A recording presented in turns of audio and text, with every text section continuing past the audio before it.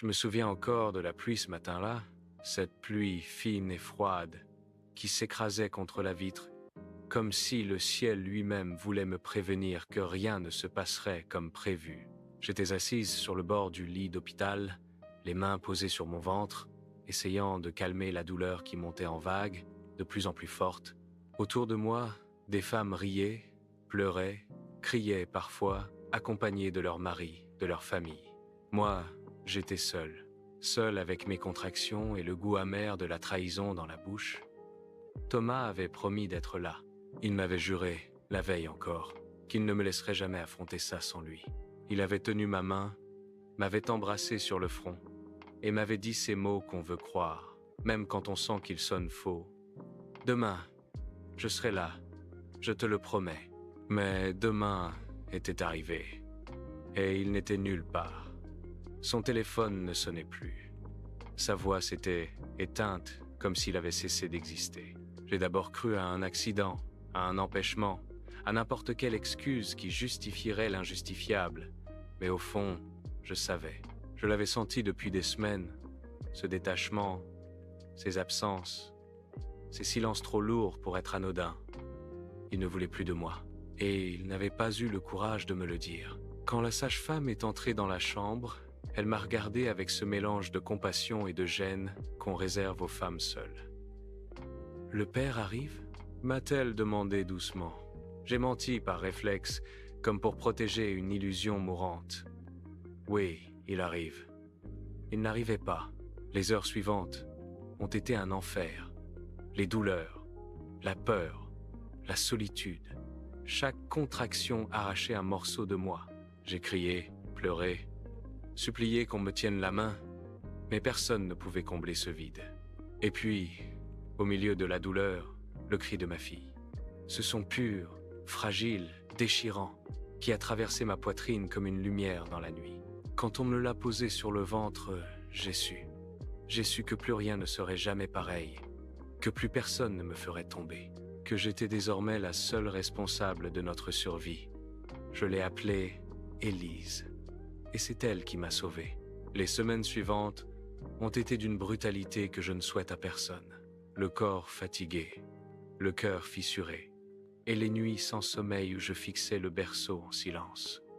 J'attendais un message, un signe, n'importe quoi. Il n'y en a jamais eu. 3 semaines après la naissance, une amie m'a envoyé une capture d'écran. Thomas, bras dessus, bras dessous avec une autre femme, une collègue, visiblement. Leur sourire, leurs vacances, leur nouvelle vie. La photo avait été postée le lendemain de mon accouchement. Le lendemain, je crois que quelque chose s'est brisé définitivement ce jour-là.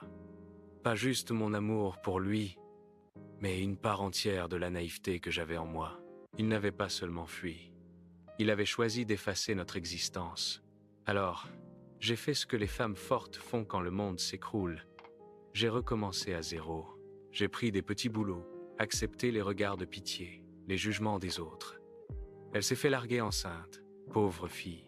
Il a refait sa vie, lui. Oui, il l'avait refaite. Moi aussi. Mais différemment. J'ai économisé chaque dirham, chaque centime, en dormant à peine. J'ai repris mes études le soir, un diplôme de gestion, puis un second. J'ai appris à parler, à me battre, à ne jamais baisser les yeux. Et petit à petit, j'ai bâti un projet, ma propre entreprise, une agence de communication. Au début, minuscule, dans ma cuisine, entre 2 biberons. Puis les contrats sont arrivés, les clients, les opportunités. Et un jour, sans que je comprenne comment, tout s'est accéléré. J'étais devenu quelqu'un, pas par hasard, par besoin, par rage, par revanche. 5 ans plus tard, je me tenais devant une salle pleine d'investisseurs. Costume noir, talons hauts, regard droit. La petite fille abandonnée à l'hôpital n'existait plus. Je signais des contrats à 6 chiffres, je dirigeais des équipes, et les gens prononçaient mon nom avec respect. Élise allait à l'école, souriante, curieuse, heureuse. Elle n'avait jamais demandé où était son père.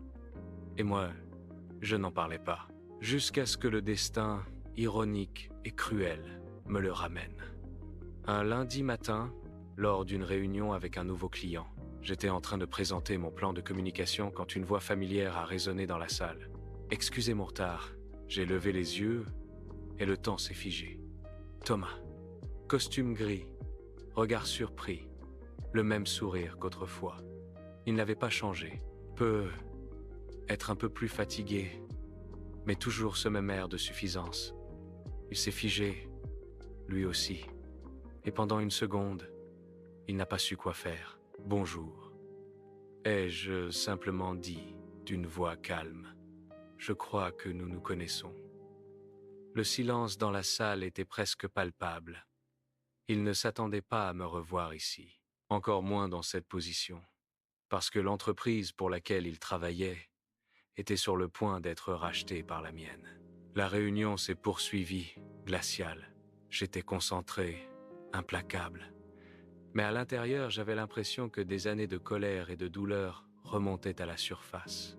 J'ai gardé mon calme, mais dans mon esprit, un plan commençait à se dessiner.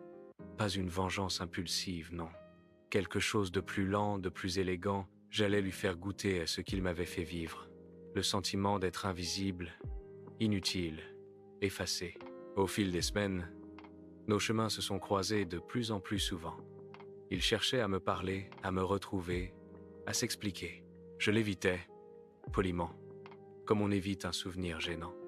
Et plus il insistait, plus il semblait perdre pied. Il s'enfonçait dans les mêmes erreurs, les mêmes mensonges professionnels. Je n'avais rien à faire. Il se détruisait tout seul. Un soir, après une réunion tardive, il m'a attendu dans le parking. « Nora, il faut que je te parle. » Je me suis arrêté, sans émotion. « Tu n'as plus rien à me dire, Thomas. » Il a baissé les yeux, puis murmuré. « Je sais que j'ai été un lâche. Je veux juste voir ma fille. » J'ai ri.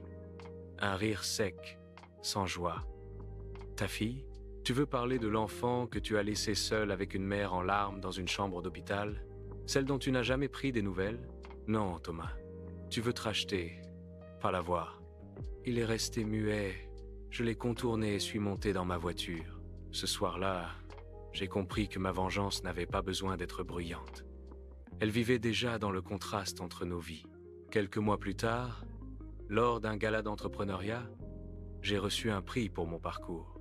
Le même gala où il travaillait désormais comme simple consultant pour une entreprise partenaire. Quand on a prononcé mon nom, la salle s'est levée. Je suis monté sur scène, dans une robe rouge éclatante, ma fille dans le public, fière, souriante. J'ai pris le micro. Il y a quelques années, quelqu'un m'a laissé tomber le jour le plus important de ma vie, ai-je dit calmement. Ce jour-là, j'ai cru que ma vie s'effondrait. Mais, en réalité, elle commençait. J'ai senti les regards, les murmures, et lui là-bas, blême, incapable de bouger. Cette histoire, c'est celle d'une femme qu'on a abandonnée, mais qui a appris que le plus grand pouvoir, c'est de se relever, de transformer la douleur en force. J'ai vu des larmes dans ses yeux, des vraies, mais il était trop tard. Après le gala, il m'a envoyé une lettre. Une longue lettre où il me disait qu'il regrettait tout, qu'il avait été jeune, stupide, lâche, qu'il voulait juste me dire qu'il était fier de moi. Je l'ai lue, sans haine, puis je l'ai brûlée, parce qu'elle ne servait à rien. Le passé n'a pas besoin de réparation, seulement de silence. Et le silence, c'était ma vengeance. Aujourd'hui, Élise grandit dans un monde que j'ai bâti seule. Elle rit, elle danse, elle rêve. Et moi, je vis enfin. Parfois, je repense à cette femme, seule sur ce lit d'hôpital, le cœur brisé. J'aimerais la serrer dans mes bras, lui dire que sa douleur va la sauver. Qu'un jour, elle regardera celui qui l'a détruite et qu'elle ne ressentira plus rien, ni colère, ni tristesse, juste la paix. Parce que la vengeance, la vraie, ce n'est pas de le faire souffrir, c'est d'aller si loin qu'il ne peut plus te suivre. La nuit où j'ai enfin fermé la porte derrière mon passé, je l'ai fait sans bruit. Chaque pas que j'ai fait depuis ce lit d'hôpital m'a mené ici, au bord d'une paix durement gagnée. Élise apprend la valeur du travail, de la loyauté et de la dignité que j'ai dû inventer pour nous. Parfois, elle me demande pourquoi certains papas partent et je lui réponds en lui montrant ses mains. Ce sont ces mains qui ont changé ma vie, pas l'absence d'un autre. Thomas hante encore parfois les rêves de ma colère, mais il n'a plus de prise sur mes jours. J'ai construit un foyer où les promesses se tiennent, même quand personne ne regarde. Les rires autour de la table sont devenus ma revanche la plus silencieuse. Je porte toujours la cicatrice de cette trahison, mais elle me rappelle aussi ma force. Les victoires que j'ai arrachées n'ont pas effacé les larmes, elles leur ont donné un sens.